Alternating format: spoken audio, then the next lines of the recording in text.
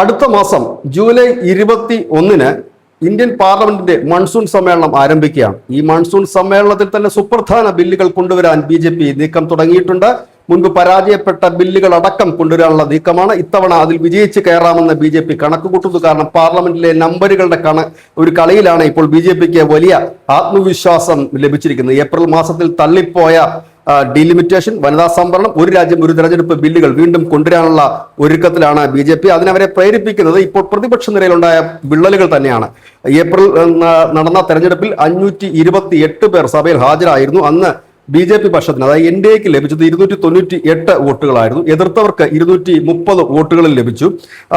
സ്വാഭാവികമായി തന്നെ 541 ആളുകളുള്ള ഈ നമ്മുടെ സഭയിൽ, മെമ്പർമാരുള്ള സഭയിൽ 361 സീറ്റുകളാണ് ഈ 2/3 ഭൂരിപക്ഷം, അതായത് ഭരണഘടനാ ഭേദഗതിക്ക് ആവശ്യമായിട്ടുള്ളത്. ഇതിൽ 2 മെമ്പർമാർ നിലവിലില്ല, അവർ മരിച്ചു പോയവരാണ്. അങ്ങനെ നോക്കുമ്പോൾ 539 പേർ മാത്രമേ ഉള്ളൂ.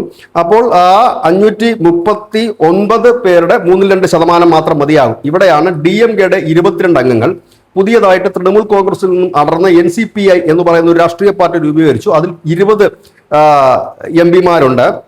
ഒപ്പം തന്നെ ശിവസേനയുടെ 7 MP-മാർ കൂടി ചേരുമ്പോൾ 49 MP-മാരുടെ പിന്തുണ കൂടി NDAക്ക് ലഭ്യമാകുന്നു.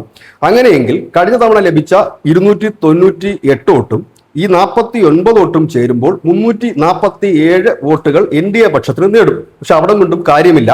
അത് വിജയിപ്പിച്ചെടുക്കാൻ വീണ്ടും ഒരു 14 വോട്ടുകളുടെ കുറവുണ്ട്.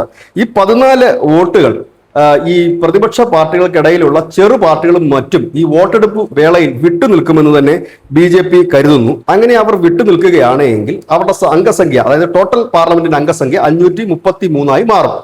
ആ 533 മാറുകയാണെങ്കിൽ 355 വോട്ടുകൾ മതിയാകും.